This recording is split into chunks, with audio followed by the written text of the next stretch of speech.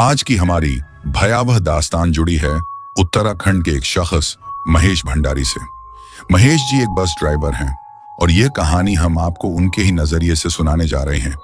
एक ऐसी कहानी जिसे उन्होंने अपनी आंखों से देखा, अपने वजूद से जिया और जो शायद आज भी उनका पीछा कर रही है। लेकिन दोस्तों, कहानी में डूबने से पहले आपसे एक छोटी सी गुजारिश है। अगर आपने अभी तक हमारे चैनल को सब्सक्राइब नहीं किया है तो जरूर कीजिए। इससे हमारा रिश्ता और मजबूत होगा और आप हर हफ्ते ऐसी ही कहानियों का हिस्सा बन पाएंगे बिना किसी रुकावट के। तो आइए अब खुद को तैयार कर लीजिए उस डर के लिए जिसे सुना नहीं, महसूस किया जाता है। महेश जी की कहानी शुरू होती है अब। मैंने इस स्टीयरिंग को इतने सालों से थामा है कि अब मेरी हथेलियों का आकार ही इसकी मोड़ पर ढल गया है। उंगलियां इसकी खुरदरी, चमड़े की हर सिलवट को पहचानती हैं। डीजल की गंध, जंग और पसीने की बासी महक, ये सब मेरे कपड़ों में ऐसे बस गए हैं जैसे घर की खुशबू। सच कहूं तो ये बस ही मेरा असली घर है, किसी ईंट पत्थर के मकान से कहीं ज्यादा। फिर भी आज की रात कुछ अलग है। मुझे इसे डिपो में खड़ा कर देना चाहिए था, इंजन बंद करके अपने छोटे से कमरे में लौट जाना चाहिए था। उस मैकेनिक की दुकान के ऊपर वाला कमरा जहां बस एक खाट है और 4 दीवारें। लेकिन शेड्यूल में एक आखिरी सफर लिखा था, नाइट रूट। वो रूट जिसे कोई और लेना नहीं चाहता। शायद इसलिए कि मैं कभी शिकायत नहीं करता, शायद इसलिए कि मेरा कोई नहीं है जो घर पर मेरा इंतजार करता हो, या शायद इसलिए कि मेरे लिए असली घर यही सड़कें हैं। लेकिन जब मैंने उस क्लिपबोर्ड पर फीकी स्याही से लिखा देखा, रूट 117 पहाड़ी रास्ता, तो दिल के भीतर किसी बोझ का एहसास हुआ। कई साल हो गए थे उस रास्ते पर गए हुए। बुरा रास्ता है, एक नए ड्राइवर ने बुदबुदाया था जब उसने मुझे साइन करते देखा। उसकी आंखें फौरन कहीं और टिक गईं, जैसे उसने जरूरत से ज्यादा कह दिया हो। बुरा रास्ता, हाँ, कहने का यही आसान तरीका है। डिपो लगभग खाली था जब मैं बस में चढ़ा। ऊपर की ट्यूब लाइटें मरी हुई मक्खियों की तरह भिनभिना रही थीं। छायाएं कोनों में गाढ़ी होकर बैठी थीं। मैकेनिक तक जल्दी घर चले गए थे, अपने ग्रीस से सने औजार वैसे ही फर्श पर बिखरे छोड़कर, मानो हड्डियां बिखरी हों। मैं ड्राइवर की सीट पर आकर बैठ गया। इंजन पिछली दौड़ से अभी भी हल्का गर्म था और टिक टिक कर रहा था। मेरी बस, पुरानी, बदसूरत मगर मेरी, नंबर 47। इसका पीला रंग इतना फीका हो चुका था कि देखने पर पुरानी सिगरेट की दांतों जैसी परत याद आती थी। एक साइड मिरर पर दरार थी, फिर भी वो टिका हुआ था। सीटें धंसी हुई, कपड़े में नमी और पसीने की सी गंध, और फर्श पर एक जगह ऐसी कि झुक कर देखो तो नीचे दौड़ती सड़क दिखाई दे। लेकिन ये हमेशा चलती थी, हमेशा मुझे वहां तक ले जाती थी जहां मुझे जाना होता। कम से कम अब तक तो यही होता आया था। मैंने स्टार्ट किया। इंजन ने पहले खांसते हुए, फिर गहरी कराह के साथ आखिरकार दहाड़ कर आंखें खोली, जैसे कोई बूढ़ा दरिंदा नींद से जगाया गया हो। कंपन मेरी रीढ़ छड़कर दिल तक पहुंच गया। यही कंपन मेरी धड़कन है, मेरी लोरी, मेरा अभिशाप। जब डिपो से निकला तो रात में नमी तैर रही थी। स्ट्रीट लाइट्स धुंध में पीली, बीमार सी आभा फैला रही थी। शहर सो चुका था, दुकानें बंद, मंदिर की सीढ़ियों पर कुत्ते गोल होकर सोए हुए। एक नशे में धुत आदमी सड़क पार कर रहा था, बाहें फैलाकर, जैसे किसी अदृश्य रस्सी पर चल रहा हो। लेकिन यात्री इंतजार कर रहे थे। यात्री तो हमेशा इंतजार करते हैं। पहले स्टॉप पर कुछ लोग सिकुड़े बैठे थे, कॉलर चढ़ाए, ठंडी हवा से बचते हुए। एक औरत सिर पर कसकर ओढ़ा हुआ शॉल। 2 दफ्तर के बाबू, थके चेहरे जिन पर मोबाइल की नीली रोशनी पड़ रही थी। एक छोटा लड़का, बस्ता इतना बड़ा कि आधा शरीर दब जाए, मगर इतनी रात में वो कहां जा रहा था मैं क्या जानता। वे चुपचाप चढ़े, मेरी ओर नजर तक नहीं डाली। ठीक है, मुझे आदत है, उनके लिए मैं बस मशीन का हिस्सा हूं। Steering, pedal, engine. बस शहर से निकलकर हाईवे पर मुड़ गई। यही वह पल था जब सड़क बदलने लगी। शहर से दूर यहां सड़क पहाड़ियों में काली रिबन की तरह मरोड़ खाती चली जाती है। न कोई रोशनी, न दुकान, न कोई आवाज, बस इंजन की गुनगुनाहट और कहीं कभी किसी आवारा कुत्ते का भौंकना। दोनों ओर जंगल ऐसे घिर आता है मानो पेड़ आपकी सोच को सुनने के लिए झुक रहे हों। मैं पहले भी चला हूं इस रास्ते पर, इसके मोड़ जानता हूं, इसके अंधे मोड़, वो जगह हैं जहां पक्की सड़क अचानक कंकरीली हो जाती है। जानता हूं वे किनारे भी जहां जरा सी गलती तुम्हें गहरी खाई में धकेल सकती है। लेकिन आज की रात सड़क और भी खाली लग रही थी। न कोई दूसरी हेडलाइट, न हॉर्न, न ट्रकों की घर घराहट। बस मैं और मेरी बस, अंधेरे में ऐसे तैरते हुए जैसे दुनिया से कट कर किसी और जगह पहुंच गए हों। यात्री चुप बैठे थे, बहुत ज्यादा चुप। दफ्तर वाले आदमी अब मोबाइल में फुसफुसा नहीं रहे थे। शॉल वाली औरत ने चेहरा और भी छिपा लिया था। और बस्ते वाला लड़का, वो तो जैसे मोम से ढला हो, चढ़ने के बाद से हिला तक नहीं। मैंने आईने में कई बार देखा, वे सब मौजूद थे। लेकिन कभी कभी, बस कभी कभी मुझे लगा जितने चढ़े थे उससे ज्यादा सिर गिन रहा हूं। मैंने खुद को समझाया, ये बस छायाएं हैं। पहाड़ियों का पहला स्टॉप एक गांव था जिसे मैंने सालों से नहीं देखा था। तब यह जगह जिंदा लगती थी। चाय की दुकानें, चाय वाला पुकारता हुआ, देर तक खुले रहने वाले ठेले। लेकिन आज रात जब बस रुकी तो वह गांव मरघट सा लग रहा था। हर दुकान बंद, न कोई लालटेन, न कोई आवाज, बस इंजन की टिक टिक। जब मैं खाली स्टॉप पर खड़ा था, फिर भी कोई इंतजार कर रहा था। अंधेरे से एक आदमी बाहर आया, लंबा दुबला, कपड़े ढीले ढाले जैसे उसके लिए बने ही ना हो। चेहरे पर चौड़ी टोपी की छाया थी। बिना कुछ कहे बस में चढ़ गया। न मेरी ओर देखा, न टिकट डाला, न सिक्का, बस सीधे पीछे जाकर बैठ गया। आईने में झांका तो कुछ पल को लगा सीट खाली है। फिर बस हिली और वह दिखा, सीधा बैठा, सामने घूरता हुआ। मैंने स्टीयरिंग कसकर पकड़ लिया। तभी पहली बार वह आवाज सुनी, एक ऐसी आवाज जो यहां की नहीं थी। न इंजन, न टायर, न कांच पर थपकता हवा, एक धीमी टक टक टक, जैसे किसी ने नाखून से शीशा बजाया हो। आवाज बस के बीच वाले हिस्से से आ रही थी, जहां खिड़कियां डीली होकर हिलती रहती थीं। मैंने आईने में देखा, मगर वहां सिर्फ स्थिर शरीर थे, धुंधली रोशनी में धुंधले चेहरे। टक टक टक। बस्ते वाले लड़के ने गर्दन घुमाई, आवाज की तरफ देखा, फिर तुरंत चेहरा बस्ते में छुपा लिया, जैसे डर से भाग रहा हो। मैंने गला साफ किया, सीधे बैठो। मेरी आवाज उम्मीद से कहीं ऊंची निकली। कोई हिला नहीं, कोई बोला नहीं, और वह टक टक रुक गई। अभी के लिए मुझे मुड़ जाना चाहिए था। खुद से कहना चाहिए था कि यह रास्ता इसके लायक नहीं। सबको उतारकर डिपो वापस लौट जाना चाहिए था। लेकिन सड़क तुम्हें लौटने नहीं देती, कम से कम ऐसी रातों में तो बिल्कुल नहीं। मैंने एक्सेलरेटर दबाया, बस कराह उठी। जंगल ने हमें पूरा निगल लिया। मुझे नहीं पता कब से मैं खुद से बातें करने लगा था। शायद सन्नाटे को दबाने के लिए, शायद खुद को याद दिलाने के लिए कि मैं अभी यहां हूं, जिंदा हूं। लेकिन उस वक्त स्टीयरिंग इतनी कसकर पकड़े हुए कि उंगलियों की हड्डियां मुंह चटकने लगी। मैंने धीरे से कहा, यह बस एक और सफर है, बस एक और सफर। लेकिन भीतर पेट के सबसे गहरे हिस्से में मैं जानता था, यह बस सफर नहीं, यह आखिरी सफर था। सड़क की भी एक आवाज होती है। दिन में वह शोर का मेला होती है, हॉर्न की गूंज, ठेलों की पुकार, बच्चे बस के पीछे भागते हुए हंसी ठिठोली। लेकिन रात में सब कुछ बदल जाता है। रात में सड़क फुसफुसाती है, टायर की सरसराहट ऐसी सुनाई देती है जैसे कोई चेतावनी दे रहा हो। जंगल भी साथ देता है। पत्ते आपस में ऐसे रगड़ खाते हैं मानो तुम्हारी बातें कर रहे हो। हवा शीशे पर ऐसे थपकती है जैसे भीतर आना चाहती हो। और यात्री जब ऐसे खामोश बैठते हैं तो उनकी सांसें भी उस संगीत का हिस्सा बन जाती हैं। मैं उस धुन का हर सुर जानता था, बरसों से सुनता आया था। लेकिन आज रात उसकी ताल बिगड़ी हुई थी। जैसे जहां झांझ बजनी चाहिए थी वहां ढोल बजा हो, जैसे एक सांस ज्यादा लंबा ठहराव हो।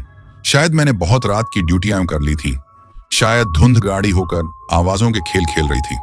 लेकिन मन से यह एहसास हट नहीं रहा था, आज सड़क जिंदा है और वह सुन रही है। बस पहाड़ों की ओर चढ़ती गई। हेडलाइट अंधेरे में पतली सुरंगें काटती, इतनी कि अगला टुकड़ा दिखे, मगर कभी इतना नहीं कि आगे छुपा हुआ सच दिखा सके। वहां मोड़ था, खाई थी, या शायद कुछ भी नहीं।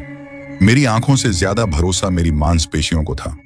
हाथ खुद ब खुद जान जाते थे कब धीमा करना है, कब मोड़ में झुकना है, कब ठीक समय पर किनारे से खींचना है।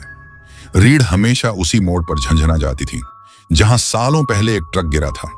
डिपो में आज भी उस हादसे की फुसफुसाहट होती थी। कहते थे ड्राइवर की लाश कभी नहीं मिली, कहते थे उसका हॉर्न अब भी धुंधली रातों में गूंजता है। मैं खुद को समझाता था ये सब बस कहानियां हैं।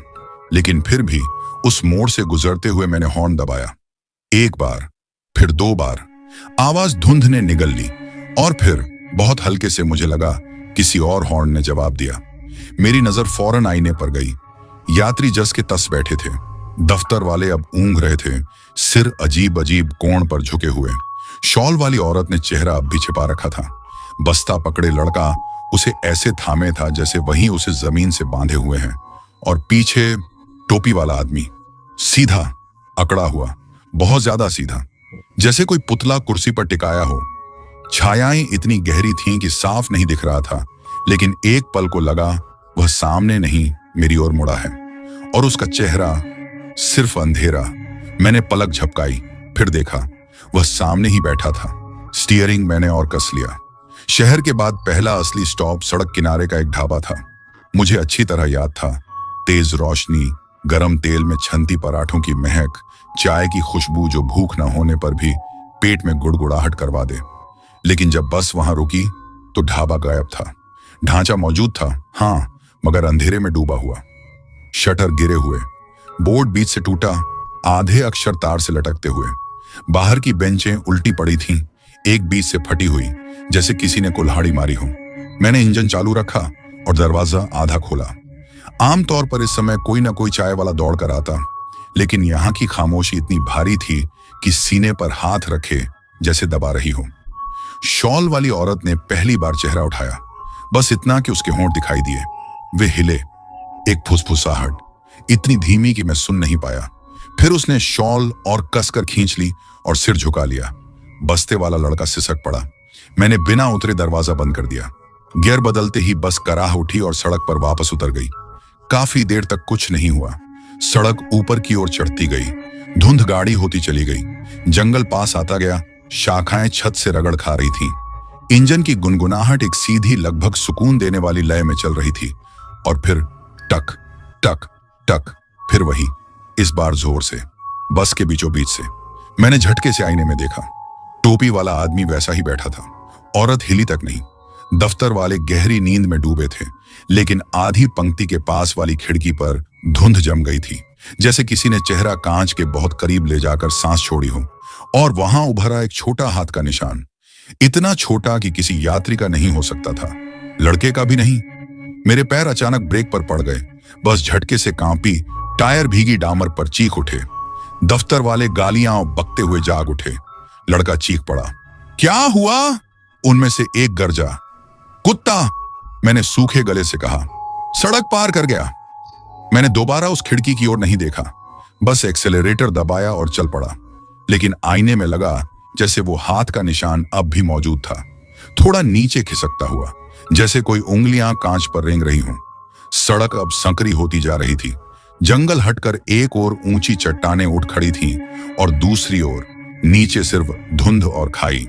इस जगह को मैं पहचानता था। ड्राइवर इसे रीढ़ कहते थे। एक गौलती और सीधे टूटकर नीचे। बस पहाड़ी पर चढ़ते चढ़ते कराह रही थी। गियर चीख रहे थे। मेरा पैर जिद्दी होकर पेडल पर दबा था। स्थिर स्थिर, फिसलना मत। मैं आंखें सिर्फ सड़क पर टिकाए था, मगर भीतर एक बेचैनी थी, जैसे चट्टानें आज रात खाली नहीं। कोई हमारे साथ साथ चल रहा था। न दूसरा वाहन, न कोई जानवर, कुछ ऐसा जो आवाज किए बिना सरक रहा था, बस के ठीक बराबर। हर बार जब मैंने धुंध की ओर झांका, एक धुंधला आकार दिखा, मानो कोई इंसान खाई के बाहर हवा में चलता जा रहा हो। पलक झपकते ही गायब। लेकिन अगली बार देखने पर ज्यादा पास। लड़के से अब सहा नहीं गया। वह सीट से उछलकर भागता हुआ मेरी ओर आया। उसका बैग पीठ से टकराकर उसे गिराने ही वाला था। सीट पर बैठो, मैंने गरज कर कहा। उसने जोर से सिर हिलाया। आंखें आतंक से चौड़ी, होंठ हिल रहे थे मगर आवाज नहीं निकल रही थी। उसने उंगली उठाकर खिड़की की ओर इशारा किया, उस हाथ के निशान पर। अब वह अकेला नहीं था। 3, फिर 4, छोटे बड़े दर्जनों हाथों के निशान, बाहर से कांच पर दबे हुए, धुंधले, सरकते हुए। मेरी उंगलियां स्टीयरिंग पर अकड़ गईं। दर्द होने लगा और फिर जितनी अचानक आए थे वो सब मिट गए। खिड़कियां साफ, पारदर्शी। लड़का पास की सीट पर गिर पड़ा, अपने बैग में मुंह छिपाकर सुबकने लगा। बाकी यात्री एकदम खामोश, जैसे उन्होंने कुछ देखा ही ना हो। जब तक अगला स्टॉप आया, मेरा गला तेज सांसों से जल रहा था। कमीज पसीने से पीठ से चिपक गई थी। वह स्टॉप बस एक टूटी छत वाला जर्जर शेड था। टीन की छत जंग खाई हुई। आमतौर पर इस वक्त भी 2-4 गांव वाले मिल ही जाते, लेकिन आज बेंच खाली थी। कम से कम मुझे ऐसा लगा। बस रुकी तो दरवाजा अपने आप फुस से खुल गया। कसम खाता हूं मैंने लीवर को छुआ तक नहीं। और फिर कुछ चढ़ा। ना आदमी, ना औरत, ना बच्चा, बस एक आकार, धुंध में धुंधली परछाई। वह बिना आवाज किए, बिना वजन डाले गलियारे से नीचे उतरता चला गया। यात्री? किसी ने सिर तक नहीं घुमाया, न कोई झपक, न कोई हरकत। वह पीछे तक पहुंचा, टोपी वाले आदमी के बगल में बैठा और फिर गायब हो गया। लेकिन आईने में सिर गिनने पर वे ज्यादा लगे। डर के वक्त सड़क और भी अलग लगती है। हर मोड़ और नुकीला लगता है, हर ढलान और गहरी। हेडलाइट के किनारे पर हर परछाई ऐसी लगती है मानो कूद कर बस में समा जाएगी। लेकिन जो डर मुझे सबसे ज्यादा था वह बाहर नहीं था, वह बस के भीतर था। लड़का अब मेरी सीट के पास बैठा था, अपने बैग को ऐसे पकड़े जैसे वहीं उसकी जान हो। उसका छोटा सा शरीर कांप रहा था, जबकि इंजन की गर्म सांसों से बस भीतर गर्म थी। उसने अब तक एक शब्द नहीं कहा, बस बैग की पट्टियों में चेहरा गड़ा सिसकता रहा और नजरें गलियारे पर टिकी रहीं। मैं पूछना चाहता था उसने क्या देखा, कहना चाहता था कि मैंने भी वही देखा है, कि मैं पागल नहीं हूं। लेकिन जैसे ही मुंह खोला, शब्द बाहर नहीं निकले। भीतर कुछ कह रहा था, अभी नहीं, अभी इस बारे में बोलना ठीक नहीं। बाकी यात्री बिल्कुल भी नहीं बदले। दफ्तर वाले फिर से मोबाइल में गुम थे, थके चेहरे नीली रोशनी में डूबे। शॉल वाली औरत अब भी एकदम स्थिर। उसकी यह निश्चलता मेरी रीढ़ में ठंडक उतार रही थी। यहां तक कि उसकी सांसें भी हवा में धुंधला निशान नहीं छोड़ रही थीं। और टोपी वाला आदमी, वह चढ़ने के बाद से अब तक जरा भी नहीं हिला था। अगर वह हार्ड मांस का होता तो उसकी गर्दन अकड़ जाती, टांगें दुखने लगती, शरीर हिलने को मचलता। लेकिन वह सीधा बैठा था, हाथ गोद में रखे, टोपी का किनारा उसके चेहरे को ढंके हुए। आंखें नहीं दिख रही थीं, शायद मैं देखना भी नहीं चाहता था। मैंने फिर आईना देखा, सिर गिने, 1, 2, 3, 4, 5, 6, बहुत ज्यादा। मैंने पलक झपकाई, फिर गिना, 5। सीना कस गया। बस धुंध चीरती आगे बढ़ती रही। सड़क फिर तंग हो गई, पहाड़ के किनारे से चिपकी हुई। नीचे घाटी थी, काली, गाढ़ी, अंतहीन। हेडलाइट्स ने अंधेरे को चीरकर पतले टुकड़े बनाए, लेकिन वहां से कुछ वापस नहीं लौटा, कम से कम अभी तक। लड़का अचानक चौंक कर सीधा हुआ, जैसे किसी ने उसे छुआ हो। उसकी आंखें पीछे की ओर झटके से घूमी। मैंने भी देखा, टोपी वाला आदमी गायब था, उसकी सीट खाली। मेरे पैर ब्रेक पर जा पड़े, टायर चीख उठे। बस झटके से रुकी, सब लोग आगे को फेंके गए। एक दफ्तर वाले ने गुस्से में मोबाइल पकड़ते हुए गाली दी। क्या कर रहे हो ड्राइवर? वो चिल्लाया। मैंने जवाब नहीं दिया, मैं तो बस आईने को घूर रहा था। पिछली पंक्ति खाली, लेकिन मैंने उसे देखा था। मैं जानता था, टोपी, उसका किनारा, सीधा बैठा हुआ वह था। शॉल वाली औरत पहली बार हिली। उसने सिर इतना उठाया कि बोल सके। उसकी आवाज सूखी पत्तियों जैसी खरखराती थी। वहां कोई आदमी नहीं था। उसके शब्दों ने मुझे धुंध से भी ज्यादा ठंडा कर दिया। था, मैंने कहा। मेरी आवाज अजनबी सी लगी, जैसे किसी और के गले से निकली हो। लंबा आदमी, टोपी, गांव से चढ़ा था। दफ्तर वाले भौंचक्के दिखे। कौन आदमी? एक ने कहा। उस स्टॉप पर तो कोई नहीं था, दूसरे ने बुदबुदाया। लड़के ने जोर से सिर हिलाया, होंठ कांप रहे थे, मगर उसने भी कुछ नहीं कहा, बस अपने बैग को और कसकर पकड़ लिया। मेरा पेट डूब गया। मैंने उसे देखा था, मैं जानता था, मैंने देखा था। क्या सचमुच? बस चलती रही, मगर स्टीयरिंग पर मेरी पकड़ पसीने से फिसल रही थी। बस के भीतर की खामोशी और गहरी हो गई थी। यह नींद की खामोशी नहीं थी, न ऊब की, न थके हुए यात्रियों की। यह ऐसी खामोशी थी जो मुझे देख रही थी, जैसे हवा खुद सांस रोके बैठी हो। मेरा दिमाग बार बार उस खाली सीट की ओर लौट रहा था। क्या वह आदमी सचमुच गायब हो गया था? क्या जब मैं नहीं देख रहा था तब फिसल कर उतर गया? असंभव।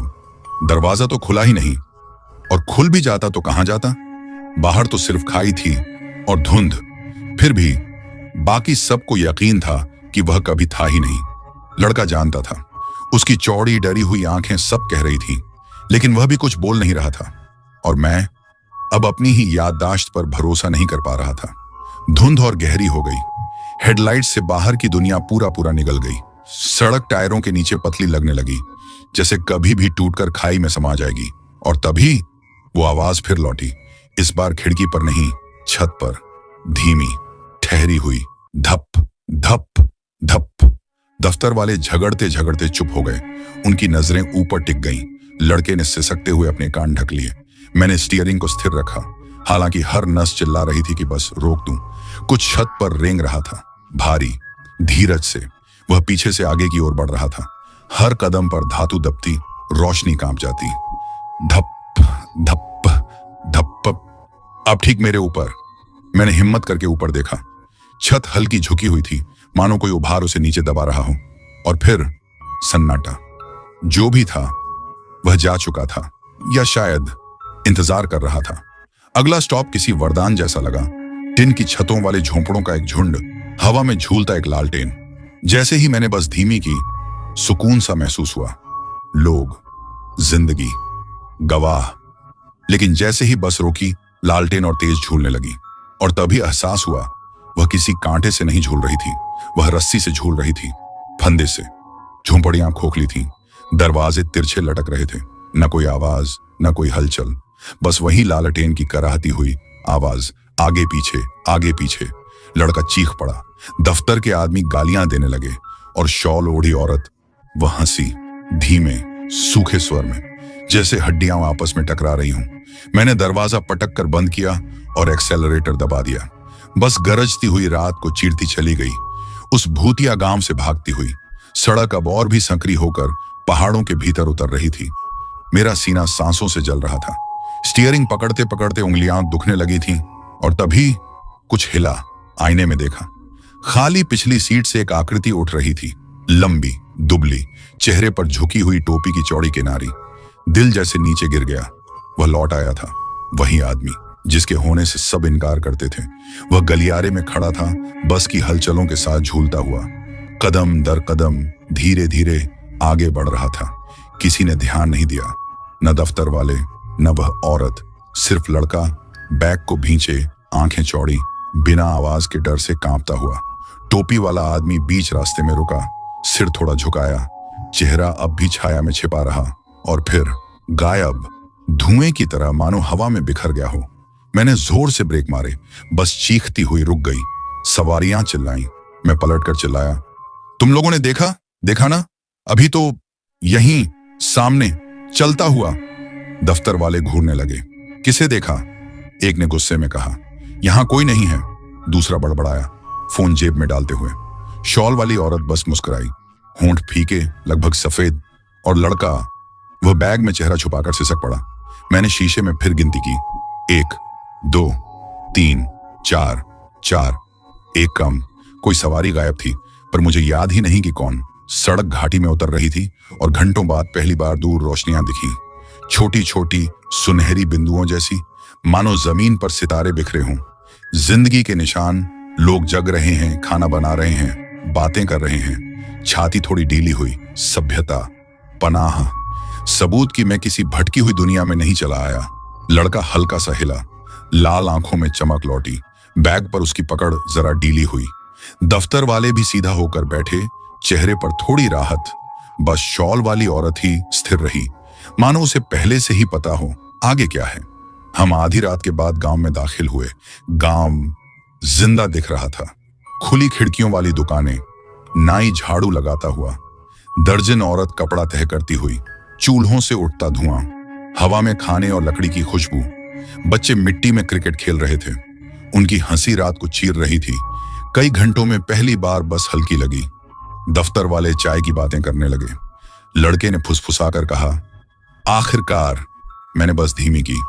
टूटी हुई टिन की छत वाला स्टॉप सामने था। 5-6 लोग इंतजार कर रहे थे।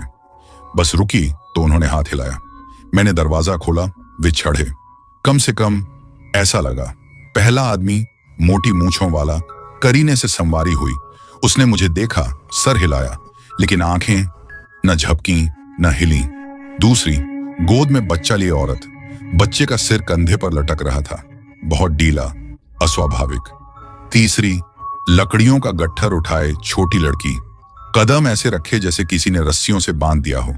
वे सब भीतर आए, सीटों पर बैठे, पर बस हिली नहीं, हवा तक नहीं बदली, मानो परछाइयां आकार ले रही हों। शीशे में उनके चेहरे धुंधले हो गए। जितनी कोशिश करता उतने ही फिसल जाते। लड़का सिसक उठा। शॉल वाली औरत धीमे स्वर में गुनगुनाने लगी, और दफ्तर वाले, हे भगवान, वे मुस्कुरा रहे थे जैसे कुछ भी अजीब ना हो, सब बिल्कुल सामान्य हो। मैं बर्दाश्त न कर पाया, सीट से उठ खड़ा हुआ। दिल जोरों से धड़क रहा था। बाहर, मैंने चिल्लाया। सुना? बिना टिकट कोई नहीं बैठेगा, उतरो सब, बाहर निकलो। वे हिले तक नहीं, न पलक झपकी न सांस। फिर बच्चे ने आवाज निकाली, रोना नहीं, हंसी नहीं, बस एक लंबी खोखली आह, कब्र से निकलती हुई हवा जैसी। मेरा पेट मरोड़ खा गया। लड़के ने कांपते हाथों से मेरी आस्तीन पकड़ ली। फुसफुसाहट इतनी धीमी थी कि मुश्किल से सुनाई दी।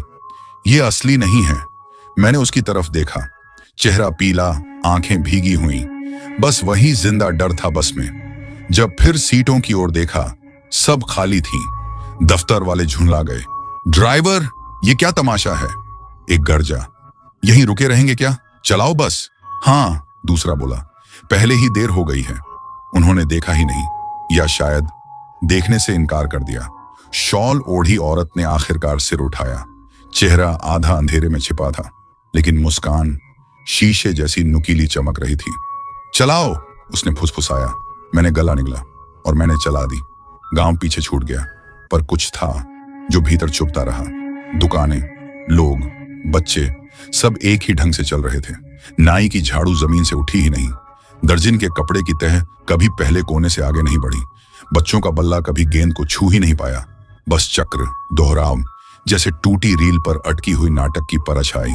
और फिर जब मैंने आखिरी बार शीशे में झांका, गांव गायब था। न रोशनी, न झोंपड़ी, न धुआं, सिर्फ जंगल।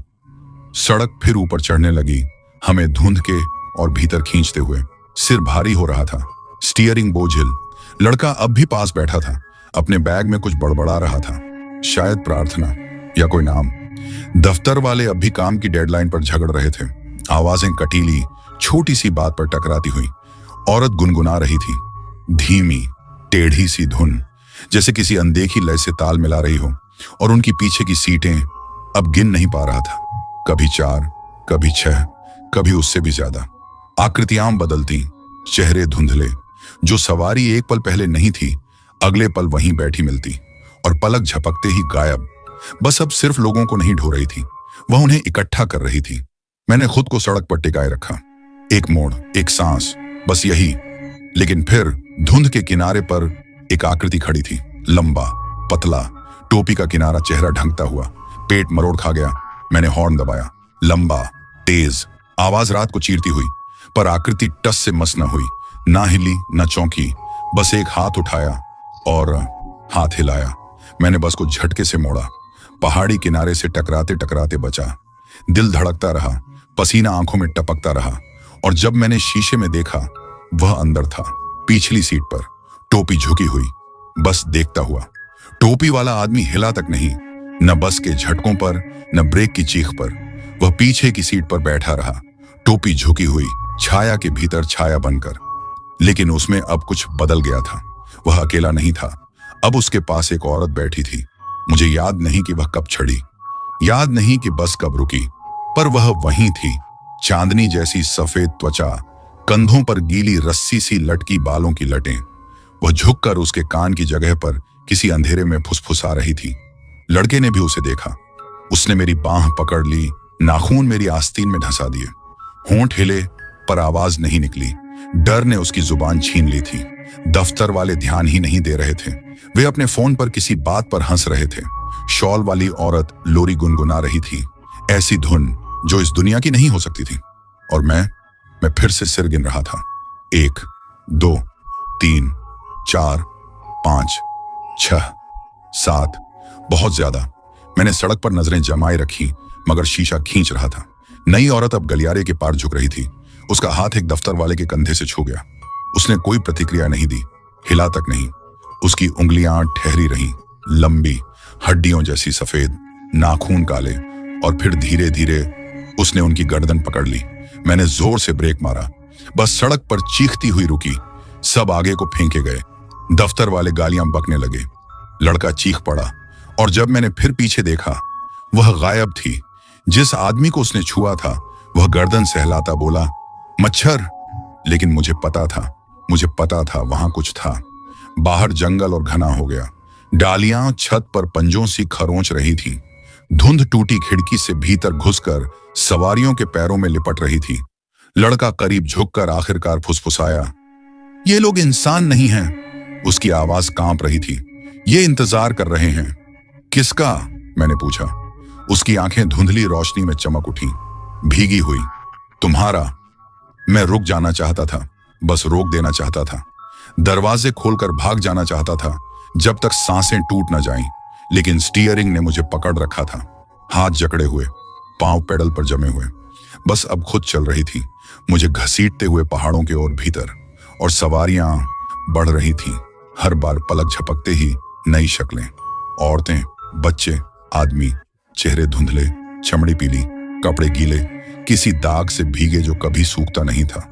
वे सीटें भरते जा रहे थे, फुसफुसाते, हिलते डुलते, उनकी सांसें खिड़कियों पर ठंडी धुंध छोड़ती हुई। बस वही लड़का असली लग रहा था, सिर्फ वही। और टोपी वाला आदमी सबसे पीछे, हमेशा टोपी वाला आदमी। बस की घर्राहट अब गहरी गुर्राहट में बदल गई। रोशनी टिमटिमाई, रफ्तार बढ़ती चली गई। हालांकि मैंने एक्सेलरेटर को छुआ तक नहीं था। लड़के ने फिर मेरा हाथ पकड़ लिया। हमें रुकना होगा, वह चीखा। हमें उतरना होगा। लेकिन जब मैंने दरवाजे की लीवर की ओर देखा, वह गायब थी। जहां होना चाहिए था वहां अब बस चिकनी धातु थी, बस खुद को बंद कर रही थी। सवारियां झुककर और करीब आ गईं। उनकी फुसफुसाहट तेज होकर एक भयानक कोरस में बदल गई। और फिर टोपी वाला आदमी हिला। वह खड़ा हो गया। उसका शरीर असंभव ऊंचाई तक फैल गया। टोपी छत से छूने लगी। धीरे धीरे उसका सिर मेरी ओर मुड़ा। उसका चेहरा अब दिखना चाहिए था, लेकिन वहां कुछ नहीं था। न मुंह, न नाक, न आंखें, बस अंधेरा। उसने हाथ उठाया और मेरी ओर इशारा किया, और उसी पल हर यात्री चुप हो गया। लड़का चीख पड़ा। इंजन गरजा, हेडलाइट्स चमकी, फिर बुझ गईं। हम अंधेरे में धंस गए। बस नहीं रुकी, हेडलाइट्स के बिना, मेरे हाथों के बिना। वह खुद दौड़ती रही, अंधेरे को चीरते हुए। मुझे दोनों ओर खाई का एहसास हो रहा था। नीचे फैला खालीपन, किनारे से रगड़ खाती हुई डालियां। फिर भी पहिए नहीं फिसले। टोपी वाला आदमी गलियारे में खड़ा था। उसकी उंगली अब भी मेरी ओर तनी हुई थी। बाकी यात्री आगे झुक रहे थे, फुसफुसाते हुए, ठंडे हाथ बढ़ाते हुए। लड़का मुझसे चिपक गया, रोता हुआ। उन्हें तुम्हें मत लेने देना। उसकी आवाज ने कुछ तोड़ दिया मेरे भीतर। मैं सिर्फ ड्राइवर नहीं था, कोई फंसा हुआ शिकार नहीं। यह मेरी बस थी, मेरा पहिया, मेरी सड़क। अगर यह मेरी आखिरी सवारी थी तो इसका अंत मैं तय करूंगा। मैंने स्टीयरिंग झटका। बस चीख उठी, धातु फटने लगी, टायर रगड़ खाते चिल्लाए, सवारियां दानवी आवाजों में चिल्लाईं। लड़का अपने बैग से चिपटा रहा। उसका छोटा शरीर मुझसे टकराया, और सामने धुंध के बीच मैंने देखा खाई का किनारा, एक अंत, एक रास्ता। टोपी वाला आदमी झपटा। उसकी बांह छाया की रस्सी सी खींचती हुई मेरी ओर बढ़ी। टोपी आखिरकार पीछे झुकी। नीचे जो था वह दिखा। चेहरा नहीं, एक शून्य, एक ऐसा मुंह जिसका कोई अंत नहीं। और उसी से निकल रही थीं वे सारी आवाजें जो मैंने रात भर सुनी थी। ठक ठक, फुसफुसाहटें, सड़क की घर्राहट, सब कुछ एक चीख में बदलकर। मैंने एक्सेलरेटर को पूरी ताकत से दबा दिया। बस गरज उठी, मानो मरते हुए दैत्य की आखिरी तड़प हो। खाई मेरी ओर दौड़ती चली आई। लड़के ने अपना चेहरा मेरी बाह में छुपा लिया, और हम उड़ गए। एक असंभव पल के लिए हम बेजुबान, बेजमीन हो गए। बस हवा में लटक गई, सड़क और खाई के बीच ठहरी हुई। हर भूतिया सवारी अपनी फुसफुसाहट के बीच जम सी गई। फिर टक्कर, अंधेरा, सन्नाटा। जब आंखें खोली तो मैं भीगी मिट्टी पर पड़ा था। सिर में धड़कन, पसलियां हर सांस पर जल रही थीं। बस का मलबा पास में धुआं उड़ाता जल रहा था। आग रात को चाट रही थी। शरीर बिखरे हुए थे, पर यात्री नहीं। सीटें खाली थीं, बस एक छोड़कर। लड़का, वह मलबे से घिसट कर निकला। बैग अब भी कसकर पकड़े। चेहरा आंसुओं से सना था, पर आंखें मेरी ओर उठी, जिंदा, इंसानी। लेकिन हम अकेले नहीं थे। मलबे के किनारे आग की रोशनी से परे जमीन पर एक टोपी पड़ी थी, चौड़ी किनारी वाली, छाया में ढकी। नीचे कोई शरीर नहीं, सिर्फ टोपी। और फिर वह राख बन गई। लड़के ने मुझे सहारा दिया। मेरी टांगें कांप रही थीं, पर हम साथ साथ जलती बस से दूर लंगड़ाते हुए निकल गए। पीछे आग ने बस को निगल लिया। चिंगारियां धुंध में उड़ती चली गईं। फुसफुसाहटें धुएं के साथ बुझ गईं। सड़क फिर खामोश हो गई। उस रात के बाद मैंने कभी गाड़ी नहीं चलाई। डिपो ने सवाल पूछे, पर कोई जवाब नहीं था। किसी को याद नहीं था कि मुझे कभी रूट 117 दिया गया था। किसी को याद नहीं था कि कोई लड़का बस में चढ़ा था, पर मुझे याद था। मुझे याद थे वे यात्री जो यात्री नहीं थे।